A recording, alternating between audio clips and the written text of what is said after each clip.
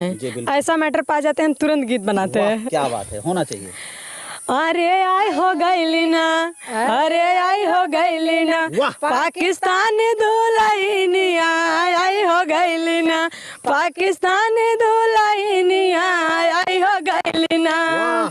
खेलत है पापा जी सचिन से भइल प्यार हो, वाह। जान भले जाली जाई आई हिंदुस्तान हो।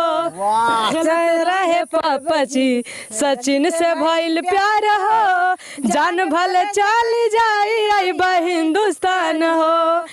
अरे बनाइल सीमाना, अरे बनाइल सीमाना, हिंदुस्तानी दूल्हा हवा बनाइल सीमाना, हिंदुस्तानी दूल्हा हवा बनाइल सीमाना। अरे हो आई हो गईली ना, अरे हो आई हो गईली ना, पाकिस्तानी दुल्हनिया आई हो